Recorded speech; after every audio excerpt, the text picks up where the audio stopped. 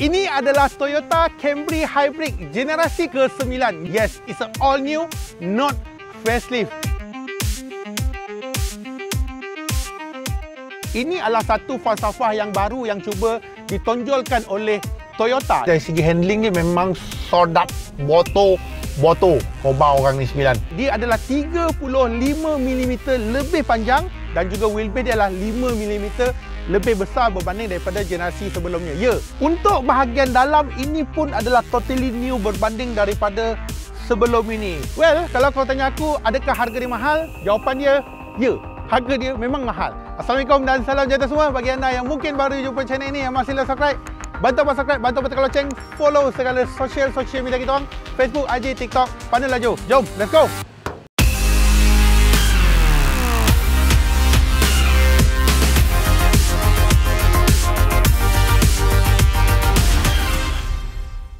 Kau macam mana cakap abang? Kalau kau isi minyak dekat Caltex, kau tetap akan dapat harga RM1.99 walaupun kau tak tunjuk IC. Simple je cara dia. Yang pertama, kau buka Caltex Go app. Untuk first time user, kau kena tekan RON95 subsidi program. Lepas tu pilih link Touch 'n Go account, tick checkbox dan agree. Lepas tu masukkan nombor IC dan juga OTP. Dan paling penting, sekali je kau buat, terus link dengan Touch 'n Go e-wallet. Bila dia tulis authorization successful dan juga Touch 'n Go account link, tandanya kau dah berjaya. Dan paling penting, kau boleh cek baki akaun ataupun baki liter subsidi yang ada dekat app bila-bila masa je. Bila nak isi minyak, senang je. Pertama, kau tekan je Pump and Pay dekat homepage. Lepas tu kau confirmkan payment method, sama ada kau boleh guna debit ataupun credit card lah. Lepas tu kau pilih nombor pump dan juga tekan continue. Dan pastikan kau pilih premium RON95. Lepas tu kau masukkan amount. Dan bestnya, app ni dia akan auto apply tau subsidi tu. So kiranya bolehlah kita isi Budi 95 tanpa kita perlu nak verify IC. Senang kan? Lepas selesai isi, kau kena tekan pay. Lepas tu kau boleh tekan transaction detail untuk tengok lagi detail kat situ. Dan lagi best tau, dekat app ni kau siap boleh redeem reward point dan juga kau boleh redeem voucher kat situ. Dan paling bestnya, for the first time user, kau akan dapat RM5 petrol voucher secara percuma. Betul apa cakap? Tak payah nak buat IC physical. Bayar je dekat dalam kereta. Dan best, bagi kau yang guna kad kredit, boleh dapat bank point. Setiap liter minyak kau isi, kau akan dapat Caltex reward point. So, kau nak jimat masa, kau nak dapatkan Caltex reward point, kau nak kereta perform dengan Caltex Tekron, download je Caltex Go app sekarang. Orang kata apa tau? Semudah get set go. Yes, seperti mana abang katakan, ini adalah Toyota Camry Hybrid generasi terbaru, ataupun lebih tepat, ini adalah Toyota Camry Hybrid generasi yang ke-9. Ya, ini adalah sebuah segmen sedan segmen D yang memang dari segi target market dia memang golongan yang macam cakap lah, umur yang dah meningkat sikit, mungkin 40 lebih ke atas, 50, 60 yang sesuai untuk kereta yang ni. Macam umur-umur yang muda 20-an, Gen Z, memang definitely bagi aku langsung memang tak sesuai. Walaupun kalau kau tanya aku dari segi design, kalau nak compare dengan dulu, yang ni bagi aku memang jauh lagi cantik lah. Sebab terutamanya yang ini untuk bahagian depan ni, yang ini dinamakan sebagai hammerhead tau. Ini adalah satu falsafah yang baru yang cuba ditonjolkan oleh Toyota. Dengan sekarang ni kalau kau nampak dengan lampu DRL dia, memang sekarang ni lampu DRL memang dah dipisahkan lah. Yang ni macam berbentuk C-shape, lampu utama semua datangkan lampu LED sepenuhnya, and then dekat bahagian depan ada ongap angin juga. Termasuklah, kalau tengok kan, grill dekat sini adalah lebih besar dan juga jenis yang memanjang. Dan selain itu, kalau kau nampak, dia diapitkan dengan lampu fog lamp lah di depan, kiri dan juga kanan. Dan untuk bahagian tepi pula, ada juga ongap angin, salah satu ongap angin dekat bahagian sini. Yang ini lebih kepada aerodynamic dan lebih kepada nak sejukkan dari segi dia punya rim ataupun dekat dia punya bahagian roda kat sini. Yes, dari segi design macam aku cakap, it's a totally new lah. Dan of course, kalau kau nak bandingkan dengan kereta China, memang tak boleh banding lah. Tapi yang tak ada dekat kereta China lah, yang pertama, driving dia. Ya, driving experience.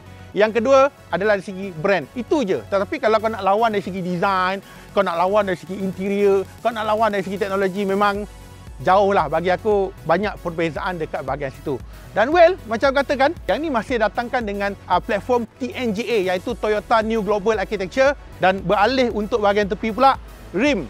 Yang ini sekarang ni dekat Malaysia dia ada dua tau. Dia ada 2.5 liter NA yang petrol biasa, dia ada juga 2.5 liter HEV, iaitu versi hybrid lah. Yang mana kedua-duanya datang rim yang sama, 18 inci 2 tona. Dengan yang ni digunakan tayar daripada Bridgestone Turanza 235/40 18 inci. Dan untuk bahagian tepi, sekarang ni dah ada badge HEV kat sini. Ini adalah totally new jugalah. Untuk bahagian side mirror, dia ada kemasan chrome, A pillar, B pillar, C pillar. Banyak juga dia datang dengan kemasan chrome. Dan sama juga untuk bahagian tepi, kita nampak juga dia ada kemasan sedikit lah.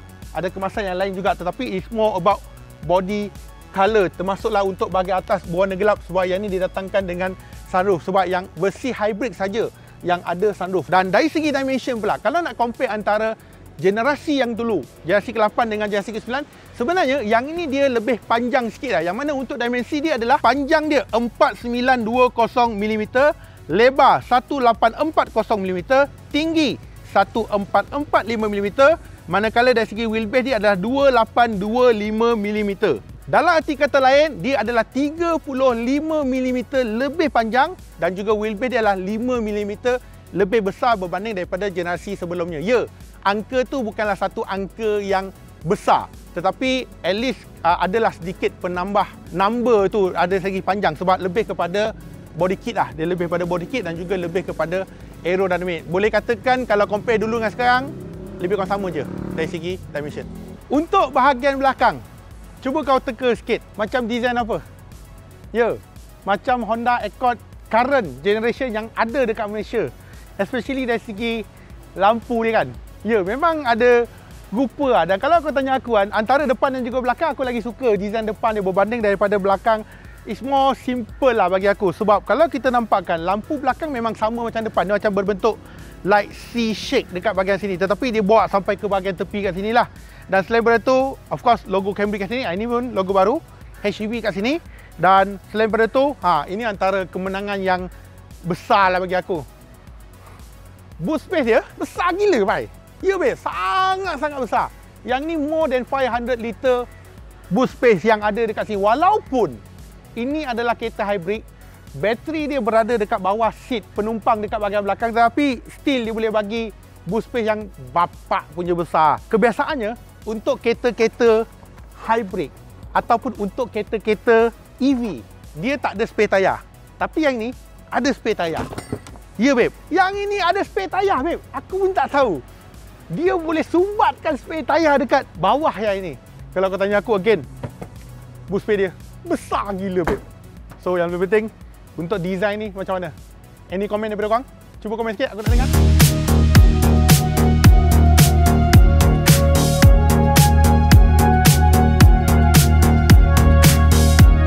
Untuk bahagian dalam, ini pun adalah totally new berbanding daripada sebelum ini. Well, kalau kau tanya aku, okey lah. Okey lah. Dia tak adalah teruk sangat. Tak adalah mewah sangat. Dan mana kalau kita tengok kat sini, dashboard memang semua adalah jenis yang soft lah. Semua adalah jenis yang soft. And then yang ni memang totally new. Kalau kita nampakkan ada kemasan berwarna black piano. Cuma satu masalah, memang nampak premium tetapi cepat kotor dan juga cap jari lah biasanya. Untuk yang ni totally baru buat 12.3 inci sistem infotainment like jenis yang floating screen. Yang ni ada wireless Apple CarPlay, tapi untuk Android Auto dia jenis wired. Still kena pakai wire juga.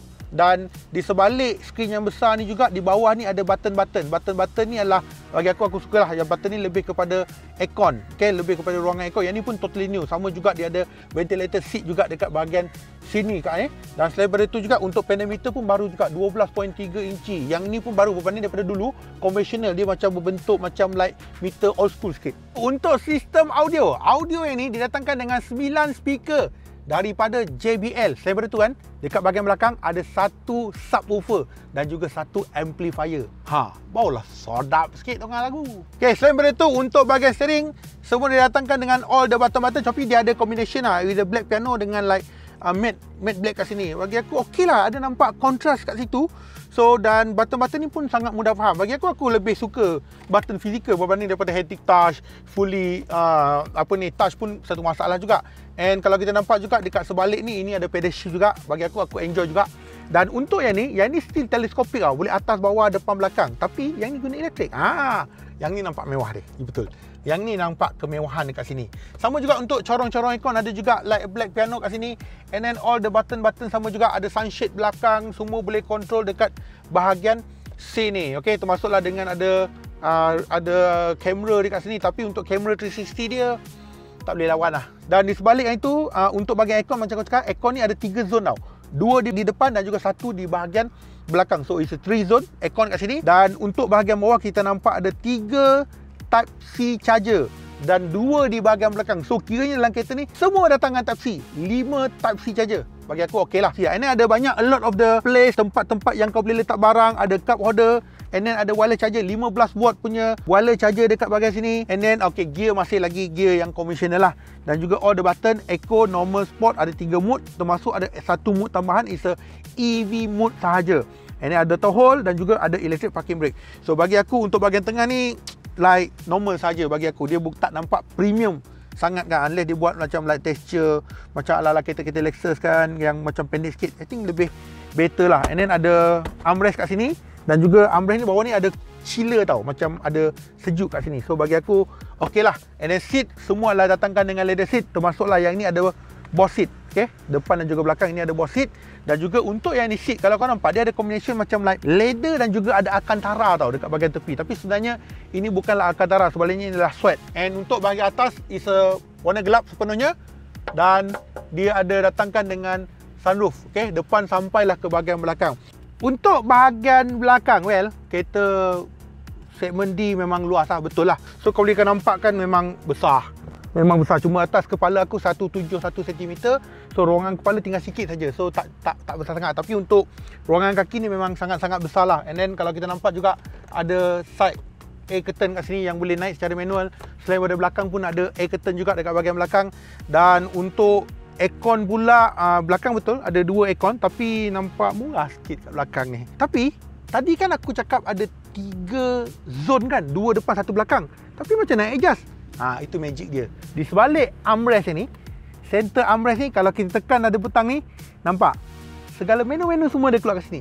Kita boleh kawal aircon dekat bahagian sini. Ya, inilah magic dia yang boleh tekan. Kita boleh kawal temperature apa yang kita nak. Termasuklah ni, kita boleh buka shade belakang. Rear shade ni, sunshade ni, bukan sunshade dah belakang ni, kita boleh buka dan juga kita boleh tutup dengan 1 button saja. Termasuklah dengan macam-macam lah. Dari segi audio volume semua boleh kawal kat sini. Termasuklah kita nak adjust dari segi radio ke, nak pergi ke USB, semua kita boleh kawal kat sini. Nak tutup radio pun boleh kawal dekat bahagian sini. Dan satu lagi, ni kau tengok yang ni jarang lah ada dekat kereta-kereta macam ni. Kalau kau tengok kalau kau tekan batang ni, kau nampak ni, kita boleh ke depan dan juga pergi ke belakang. Contohnya, nampak?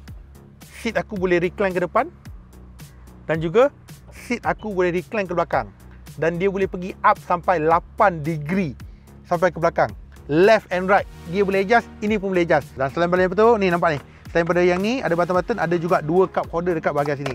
So yang ni bukan center armrest semata-mata, tapi ada function yang sangat-sangat berguna dekat bahagian sini. Ini Aaron Sucor. Dan satu lagi, ni dia boleh buka, tangan kita boleh akses. Ada kata belakang ada emas yang kita nak ambil ke, kita boleh selak masuk ke dalam yang ni. Okey?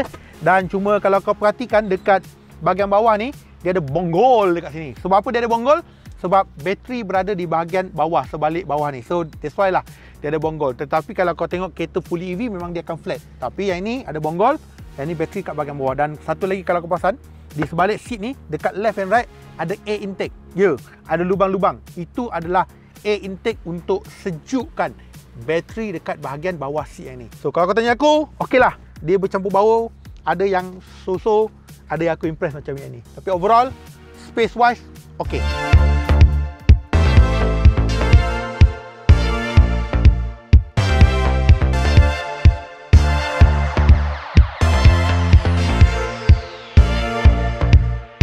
Okey, dari segi driving, macam Abang kan? Aku rasa macam daripada awal tadi aku cakap, antara benda yang best dekat Toyota Camry Hybrid ni dari segi driving. Ya, dia punya handling sodap serius babe. Aku tak puji dia, tetapi kau boleh tanya ataupun kalau kau pernah bawa mana-mana kereta Toyota yang ada platform TNGA, memang sedap, serius. Memang sedap dari segi driving, baik dari segi handling dia, memang sangat-sangat dengan cakap. Dan untuk enjin yang ni, dia masih lagi kekal enjin yang sama, iaitu 2.5 liter NA Dynamic Force yang ini, and then plus dengan ada bateri dalam 1.006 kW lithium ion battery. Yang ini pun baru juga. Dengan ada electric motor, total output adalah 230 PS, tetapi dari segi torque dia tak ada output untuk combine. dari segi bateri dan juga enjin lah. Untuk yang ni 0 to 100 agak cepat juga, 7.2 saat. Kapasiti petrol yang ni tangki dia 50 liter, compare dan satu lagi tu yang bukan hybrid 60 liter. Yang ini Toyota claim full consumption 4 liter per 100 km. Dalam erti kata lain, 50 liter kalau 4 liter per 100 km, kiranya full tank boleh pergi sampai 1200 lebih kilometer. Bagi aku macam mustahil lah. 1200, aku rasa 1900, 1000 tu boleh lah, memang boleh dicapai, boleh sangat dicapai. So I think antara reason adalah antara full consumption yang better lah. Of course, kereta segmen D dia boleh bagi full consumption yang begitu, memang bagi aku dah memang sangat impresif lah. Dan aku cuba ramp up. Bismillahirrahmanirrahim. Dan of course, yang ni masih lagi gunakan Kota Gate eCVT. Kita boleh dengar mengauman yang memang ngauman sangat kuat lah. Now speed 140. Kita slowing down sikit. Once back to 120. Okay, bunyi angin ada sedikit. Masih lagi kategori yang okay. Tapi dari segi suspension dia, yang ni masih lagi kekal sama tau. Yang ni depan McPherson, belakang double wishbone. Memang sedap lah. Bagi aku, driving ni memang sedap gila lah. Dan dia sangat dengar cakap tau. Oh, memang masa mula-mula aku dapat je kereta ni, aku tak adalah fikir apa-apa tau. Tapi once tangan aku pegang satu steering, aku bawa, ui, layan gila babe. Serius babe. Aku rasa antara kemenangan besar dia lah dari segi driving selain daripada full consumption. So, kalau kau tanya aku, kalau compare dengan previous generation, memang yang ni jauh lagi better lah berbanding dari segi design dia kan. Tetapi dari segi handling, aku rasa quite similar je, sama je seperti model facelift sebelum ini. Tetapi dari segi performance power ada lah. Walaupun 230 PI tak adalah tinggi sangat, tapi still ada. Ini pun aku pakai normal mode je. Kalau aku pakai sport mode, of course dia bukan lagi power lah, tapi more responsive. Nampak? Gear dia lebih pantas. Dia punya changing gear dia more smooth, more pantas benda tu. So itu antara kelebihan sport mode lah. Okay, kalau tidak pun kita guna normal mode. Bagi aku normal mode dah more than enough lah bagi aku. Dah lebih daripada cukup dah. Aku tak perlu lebih daripada itu dah benda tu. Tetapi apa yang aku nak sampai pada kawan, nampak sekarang ni dia guna EV mode. Once bateri dia cukup, dia dah lebih pada 3 takuk, dia memang cukup, dia akan guna EV mode lah. This is how kuasa itu tidak dibazirkan. Masa braking, recharge balik. Masa kita lepaskan ni, masa traffic light, benda tu recharge balik. And then jika perlu traffic light, dia akan guna bateri. Walaupun kapasiti bateri dia tak besar, 1 kW saja, tetapi dia sudah mencukupi untuk jadi generator, untuk start engine, untuk guna kegunaan masa kalau kita tengah tunggu orang. Tetapi secara kesimpulannya, walaupun power dia tidaklah terlalu tinggi sangat, tetapi kalau kau tanya pada aku, dari segi antara apa yang best dekat kereta ni adalah dari segi handling dia. Again, aku tak tahu aku dah mention kali ketiga ataupun aku mention kali keempat, tetapi dari segi handling dia memang sodat boto kau bawa orang ni 9.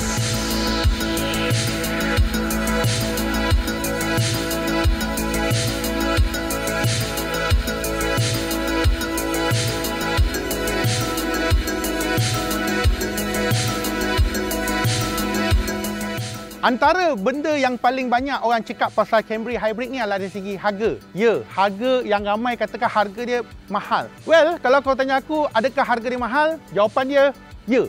Harga dia memang mahal. Ataupun lebih tepat untuk Toyota Camry Hybrid untuk yang ini, harga dia adalah RM248,800. Yang mana kalau kita nak beza ataupun kalau kita nak bandingkan dengan previous generation, memang ada kenaikan harga yang cukup banyak.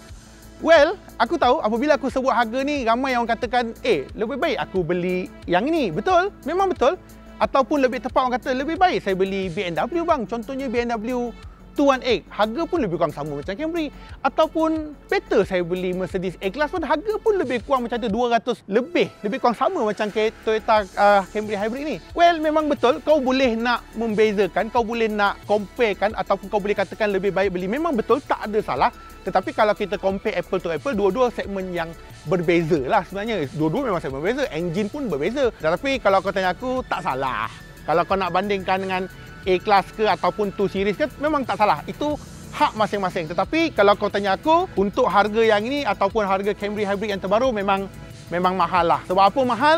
Sebab yang ni salah satunya, yang ini adalah versi CBU. Ya, yang ini adalah CBU daripada Thailand. Tetapi sebaliknya, kalau dia buat CKD, pemasangan kat Malaysia, ya, dia boleh dapat pengurangan ataupun pemotongan cukai yang mana harga dia lebih murah sebenarnya. Tetapi malangnya ini adalah versi CBU lah. Yang mana sebenarnya kalau kau tanya aku, harga dia tak mahal pun kalau tanpa cukai sebenarnya. Kalau kau tengok Langkawi misalnya, Langkawi berapa? Langkawi baru 165,000 untuk Toyota Camry Hybrid. Beza dekat 80-90,000 babe. So kau tahulah duit tu pergi ke mana kan. So but however, well, aku pun sedar, abang pun sedar, yang Toyota pun sedar yang katakan harga dia memang mahal, tetapi dia sedar harga dia mahal dan dia sedar juga yang dia boleh jual sebab dia seorang je yang ada dekat Malaysia. Sebab antara reason kenapa Honda tak masuk Accord generasi terbaru because of the price. So kesempatan tu diambil oleh Toyota yang dia buat masuk ke pasaran Malaysia. Well, kalau dia nak fight design seperti mana yang dekat kereta China, dia tak boleh fight. Dia nak fight interior lagi mewah daripada China, memang dia tak boleh fight. Antara benda yang dia boleh fight adalah dari segi sedap bawa. Memang sedap babe, serius babe. Memang sedap bawa. Itulah kemenangan yang ada dekat dia. Tetapi kalau nak compare dulu, memang sekarang design jauh lagi better lah berbanding daripada dulu yang mungkin dari segi buruk. Tetapi antara benda yang kau kena korbankan, harga yang kau kena keluar, yang kau kena bayar lebih mahal berbanding daripada sebelum ini. So ini adalah satu pandangan besar bang tentang Toyota Camry Hybrid ni. Okay, I think sampai sini saja video kita pada kali ini. Agak panjang sedikit, especially dari segi conclusion aku, sebab ada banyak lagi aku nak cerita pasal kereta ni. Tapi it's okay, macam biasalah. Kalau kau ada sebarang soalan lagi, boleh nyata dekat ruangan komen bawah. Dan macam biasa, bagi anda yang mungkin baru jumpa channel ni, yang masih belum subscribe, bantu abang subscribe, bantu tekan loceng, follow segala social media kita orang, Facebook, IG, TikTok, Panlaju. Dan yes, kita akan jumpa anda pada masa akan datang. Bye-bye semua. Assalamualaikum.